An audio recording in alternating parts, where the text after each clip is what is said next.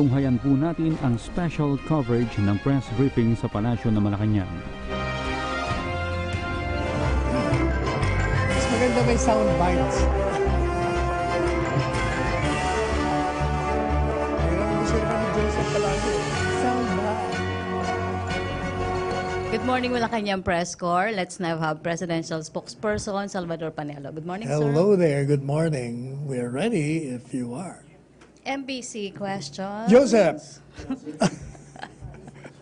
I think you're ready for a statement on a particular subject. We're ready to hear you.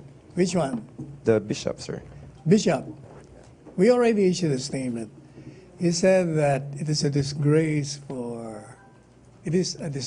presidency with the president at the helm. I wonder if he has asked himself, what is a disgrace? One who is a member of the clergy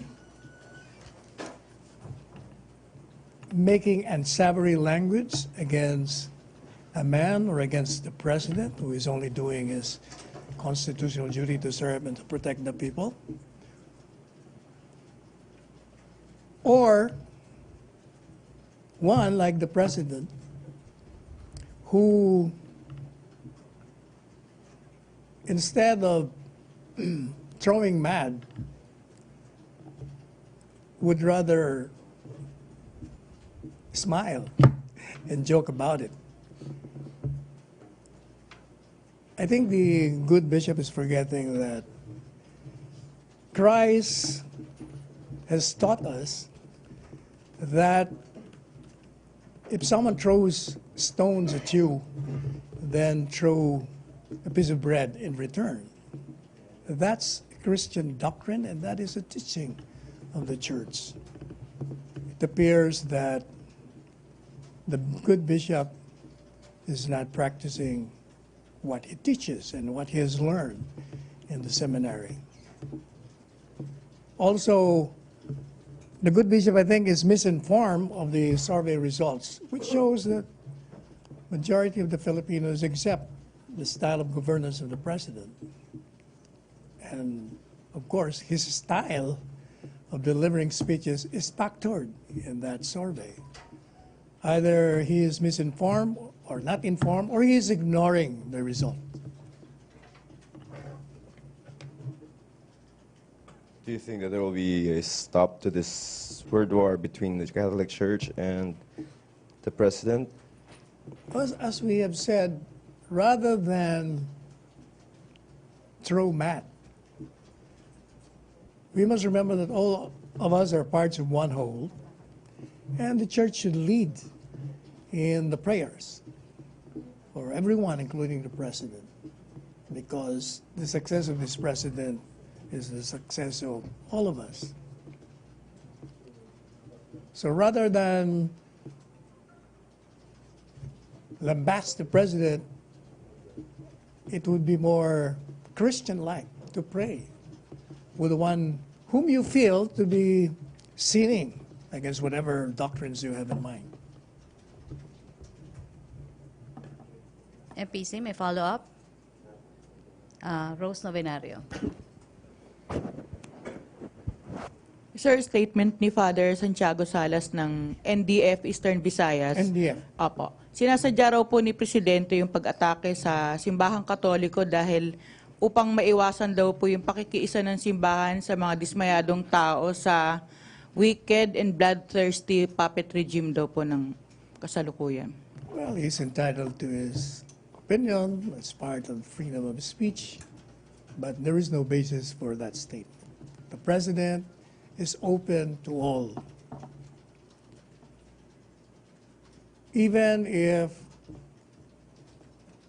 the CPP-NPA has been launching ambuscades and engaging in extortion activities, the president always reserves an opening, a window, for them to sit on the negotiation table. The only condition he has imposed is that stop doing the ambuscades and stop your extortion activities, and we'll go back to the negotiation table. Ina, ang blooming Ibang topic na. May follow-up pa ba sa... Okay, Ina. Hi, sir. Sir, can you confirm reports that the President has tasked someone to lead back-channel talks with Joma Sison? I have no information on that, but I will not be surprised if there is one. Reports say it's Mr. Andal, former PCA chief. I do not think so. You don't think so? I don't think so. Why not, sir? Well, he's not involved in the negotiation process. Members of the panel would be Secretary Bello. It's one of them. Pero sir, back-channel baka isn't that possible? Informal? But I do not have any information on that. It could be. Okay. But sir, considering the President's continuous tirades against Joma Sison, why would he suddenly consider talking to him again? No, let me correct you there. Not suddenly. He has been open to that ever since. The only condition is stop doing these ambuscades and extortion activities because he doesn't want Filipinos killing each other. That has been his line and policy ever since, even when he was still a mayor. May follow-up? Rosalie Cos.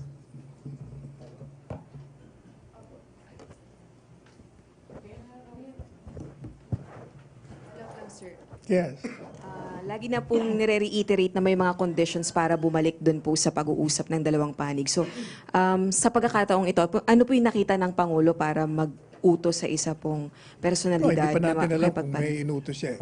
We're just speculating. I have not confirmed that. I said it could be possible. But what is important to me is if there is one, then the CPP-NPA at this time and for a change should listen to the President. Enough of these ambuscades, enough of these extortion activities, and we will sit down. And most likely, they may finally listen to the urgings of the President. I think they're also tired fighting government. Rosalie, okay na? Raymond Tinaza.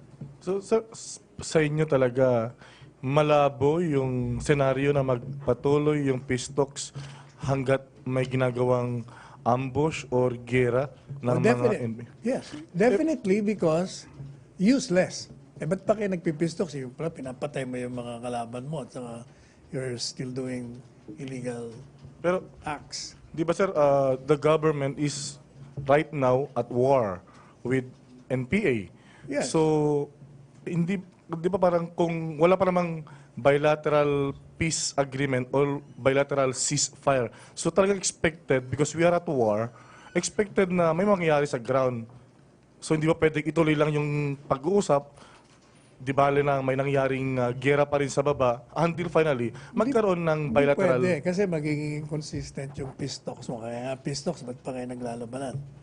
Ang nagiging problema yata, begging the pardon of Joma Sison, I think the problem is parang there is a disparity between him and the ground. Parang hindi siya sinusunod eh. Kasi otherwise, kung sumusunod yung ground forces sa kanya, gusto niya makipag-usap, dapat sumunod din sila sa sa mga conditions.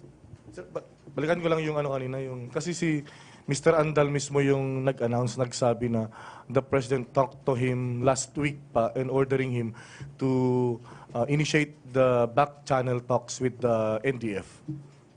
So, O hindi, kung sinabi ni Presidente sa kanya, they good. He can do his best. And I hope the other side will do his best too. thank you, sir. May follow-up? Other issue? But let me say that we're always positive on any development. Lamar? Good for all of us. Questions? Nestor? Sir, good morning. Yep.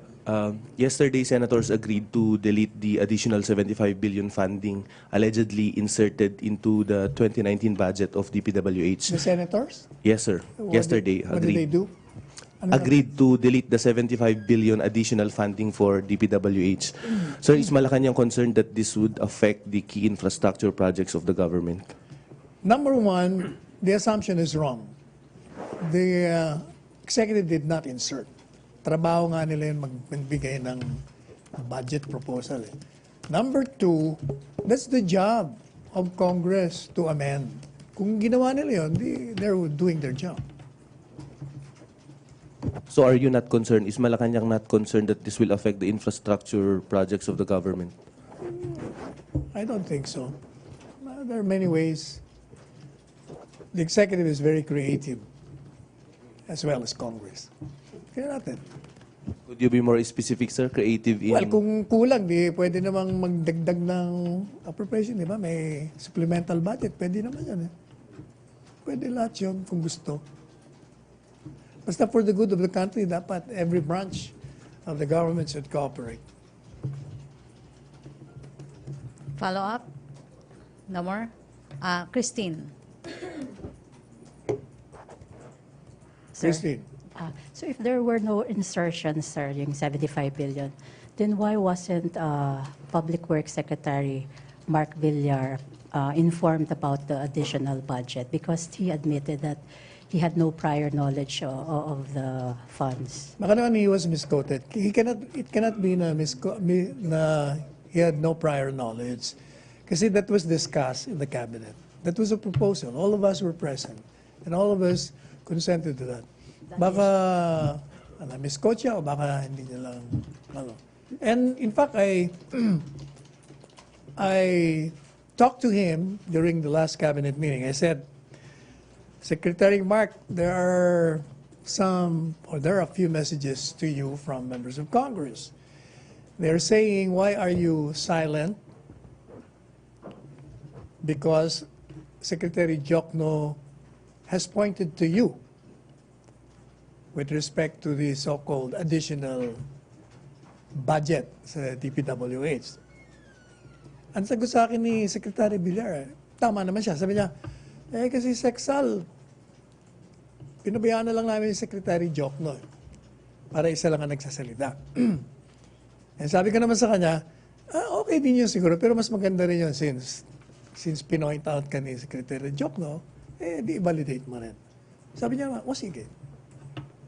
In other words, he agrees to what Secretary Jokno said. So he was aware of the additional funds? I think so, yes. Kasi saan ba manggagaling yun? DPWH, kung hindi sa kanila rin. Hindi naman alam ni Secretary Jokno yun. Sila nagpiprepare. Pero shouldn't Saka prinisend nga yun sa cabinet eh. yung 75? Of course, every budget is to be presented in the cabinet and it has to be approved by the president. At tinatanong ni President, any objection on this? Meron bang... wala naman. Sir, when was the presentation, yung that 75 billion? 3-4 cabinet meetings ago. 4 months ago pa yun. Tagal na yun. So that was the first time that Secretary Jokno presented the additional... Hindi lang the first time. Palagi naman one time lang nagpipresent ng buong budget. Hindi naman series of presentation yun eh. When you prepare a budget, the entire, siyempre, i-present mo yun sa the President's budget sa cabinet.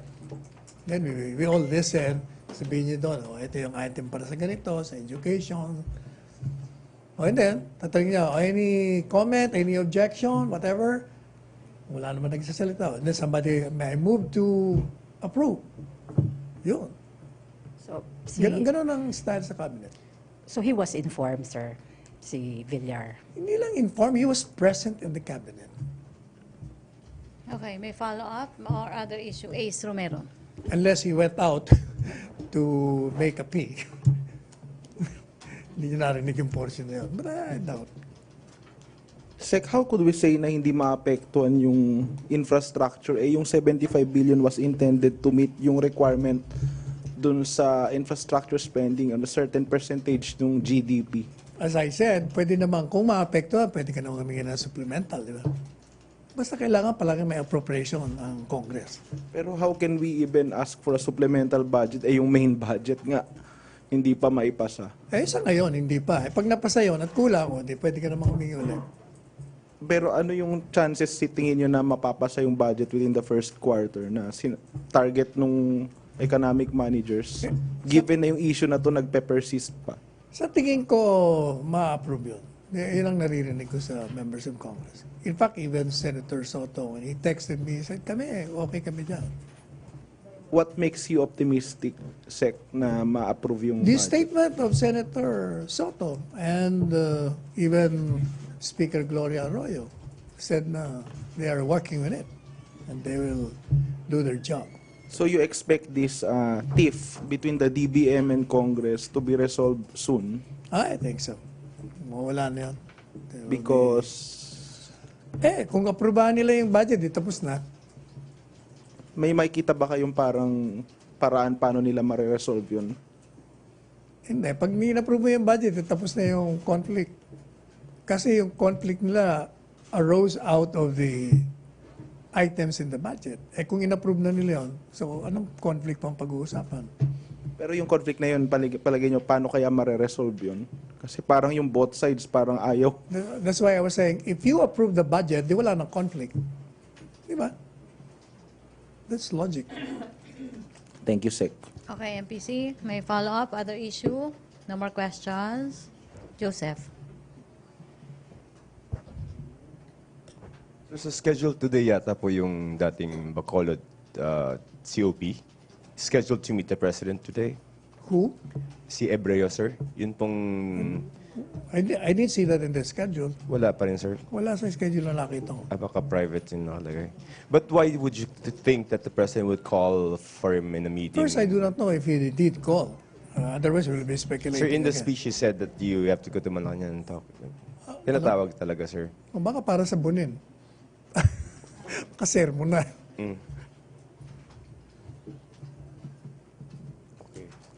No more questions? Okay na? When is the wedding? Si Joseph. Okay, sa Lorena, wala nang tanong. MPC, no more questions? Okay. Okay. You want to comment on Derlana, sir? Because he went to Davao and then faced a complaint. Sabi niya, I'm here to face the challenge. Meaning, ang ibig niya sabihin, pwede naman siyang hindi magpunta. Parang yun ang ibig niya sabihin, para pinakita niya, nandito ako, nakita niyo naman. Tinanggap ko ang hamon. Ang sagot ko naman sa kanya, wala ka naman choice. Dahil kung hindi ka pumunta ron, ay baka na-aresto ka na kaagad. The problem with this guy is like he pompously claims to be unafraid of the criminal charges against him. And yet his body language, his rantings against the president show the opposite. He is in mortal fear of going back to jail. Yan ang katotohanan dyan. Gano'n na lang siya. Just consult with his lawyers and prepare his defense. You must remember that the charges have been filed in court because the court found probable cause. Yan ang importante dyan. Hindi pa pwede yung palagi niya sabihin, itong dinimanda ng administrasyon, hindi naman administrasyon nagdemanda sa kanya sa Davao. It's the former Vice Mayor Pulong Duterte and Attorney Mans Carpio. And ang base nila doon, yung mga libelous remarks niya, not this administration. Nothing to do with it. Okay. Si Bernadette yata may... Bernadette. The dancing princess. Sir, I would just like to get... Ba, magaling sumayaw yan. Sir, I would just like to get the Palace reaction to a statement from Corn Farmers Group that Land Bank's loan to Hanjin's Subic Shipyard is against its mandate to prioritize the provision to financial aid to Filipino farmers and fishermen. The Philmace Group said the loan to Hanjin is a slap in the face of agriculture sector. The Philippine subsidiary of the Korean firm is not even in the agriculture or food sector. The President should look into this and find out why a shipyard was prioritized over farmers.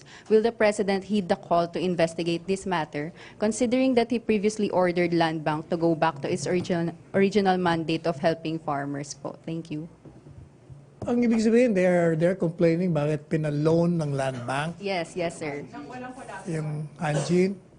Hindi naman walang collateral. Parang, Na parang pinaprioritize po, sir, ng Land Bank yung etong Hanjin nga over the farmers po, sir. siguro we will ask Land Bank kasi hindi natin alam exactly, baka naman may collateral. Kasi yan ang nabasa ko. Di manok. Ang pagkabasa ko, kulang ang collateral. But I also read that the assets there are over and above the combined loans of these 5 banks. So kumbaga, hindi rin malulugi yung mga bangko, nandiyan pa rin. In fact, they have grouped together and they will not be, any one of them will not on its own kunin yung mga assets. Hindi kagaya ng mga nangyari sa Victoria Mills, nagkagulo sila. This time, gusto nga nila i-rehabilitate. Kasi meron gusto mga pumasok. Merong 2 Chinese firm, meron ding Filipino firm.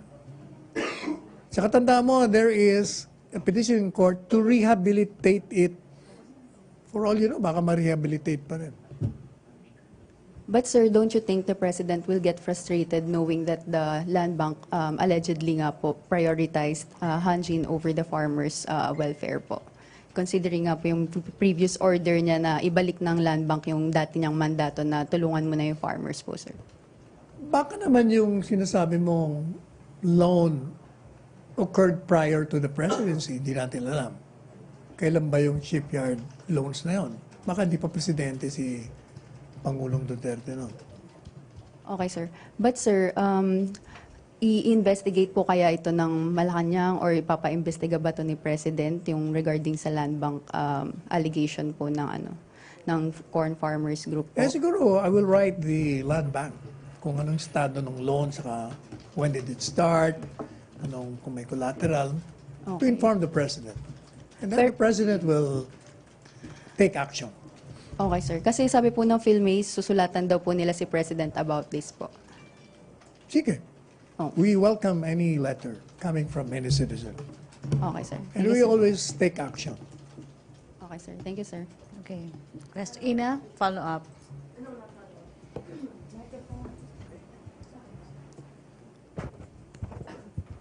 Sir, na-identify na po ba yung drug lord supposedly being protected by Ebreo? Wala pa ako narinig. But assuming, since the President relieved him from his post because he was protecting a drug lord or drug dealers in Bacolod, kilala yung mga dealers na ito. Hindi ba dapat sabay silang huluhin? But what I know is that he is involved in the illegal drug trade, whether as a protector or as a participant. Siguro we'll wait for the PNP exactly anong charges will be filed against him, administratively or criminally. I think, sir, if I'm not mistaken, the President identified him as protecting... He identified? Yeah. Who? The President, when Kaya he sino? announced... Sino bang may binanggit ba siya? Ebreo. Involvement ang term. Ano ba yung term? Because of your involvement in illegal drugs. Yun lang ang sinabi niya. Okay. So, But antayin then, natin. it goes without saying that he is working with drug dealers in Bacolod who ideally should have already been identified and nasan sila ngayon? Then the police should give us the information. Okay. So ngayon, hindi pa natin alam exactly anong extent ng participation niya. But the President has relieved him precisely because siguro may nakitang ebidensya na kasama siya or sangkot siya, whatever. So unahin yung police doon sa mismong dealer? Hindi, unang-una, hindi mo pa nga alam kung sino ang involved. So we have to know the extent of his participation, sino kakontak niya. Kasi you have to get the source. Ganyan naman sa criminal investigation. You get first the small fry, And then malalaman mo kung saan nanggagaling yung source. Hindi mo naman kagad malaman kung galing yung principal eh.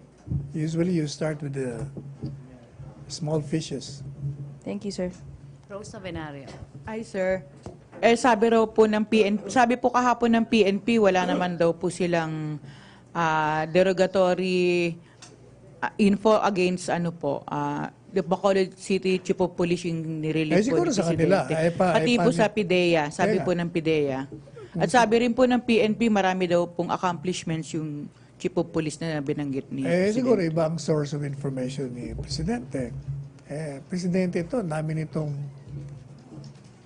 tentacles of intelligence.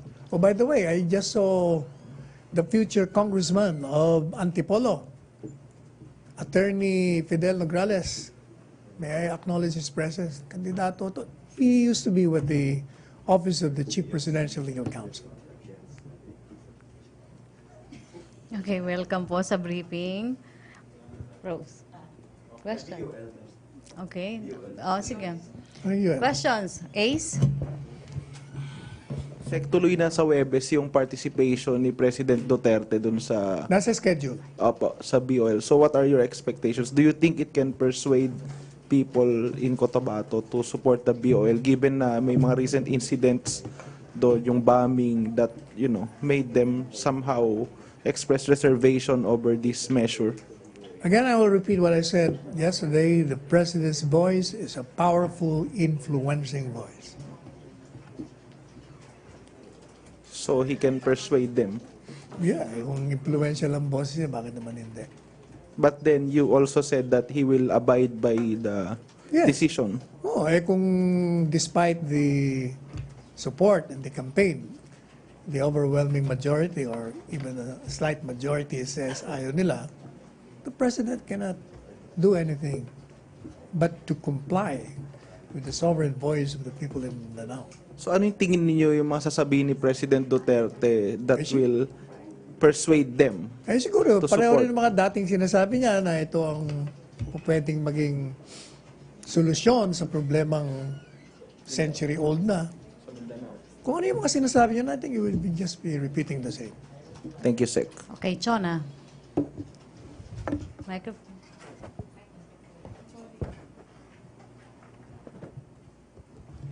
Sir, good morning. What was the response of the DFA doon sa letter kahapon sa data? Hindi pa, pinapadala ko pa lang, pirmahan ko pa lang yung letter. Pipi. Sabi niyo po kahapon, Nasa sir. mesa ko na ba? Oo, pipirmahan ko pa lang eh. Yun na nga eh. Yung malaman, sabi walang leak. Sabi ng isa, meron. Tingnan natin. Kaya nga sabi ko, mahirap talaga magsalita o mag-comment nang wala pang facts. Sir, this is not the first time na mayroong data breach dito sa Philippines.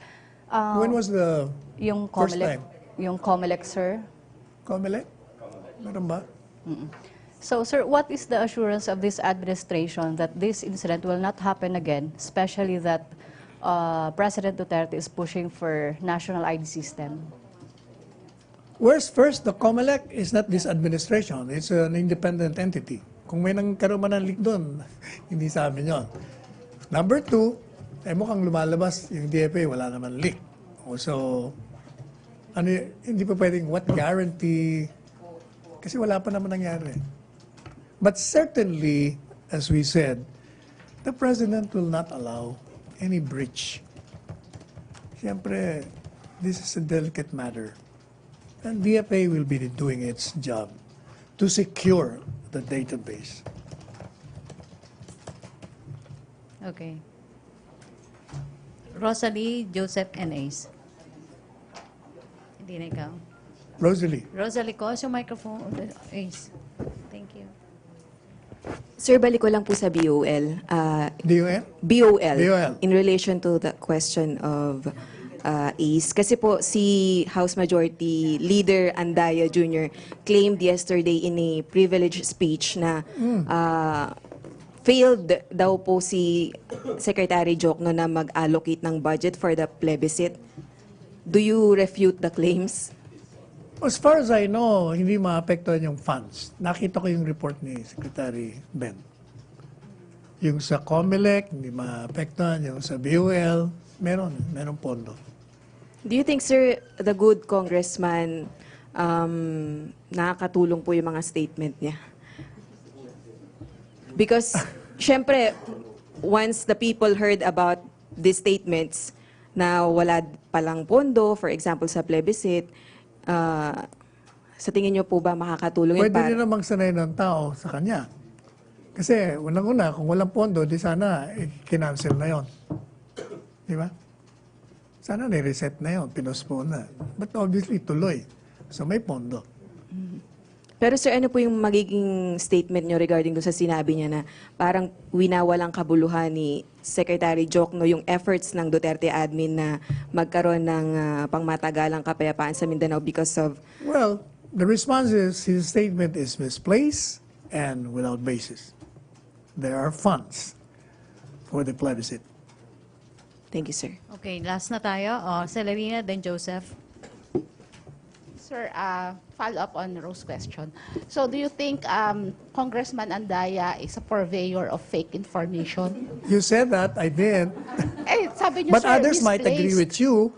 How about the palace? Huh? How about the palace? Do you agree? Purveyor of what? Fake news or fake information? Baka naman he was just misinformed. That's why yung kanyang basis, yung statement niya mali rin. Let's give the benefit of the doubt to everyone and sundry. Okay, last question na tayo. RJ, then Joseph. His father is a very good friend, or was a very good friend of mine. Sir, on passport again, sir.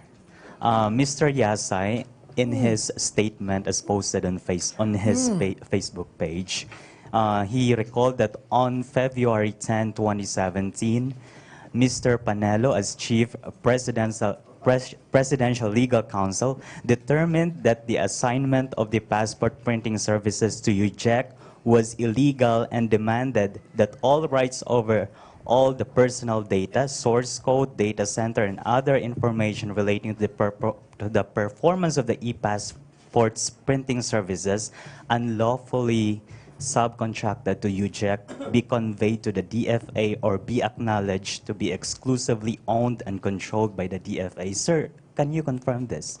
Well, Was actually, this your opinion? That was my initial opinion, but I said, as in my memo said, that will be the initial opinion on the basis of less documents that you're giving us.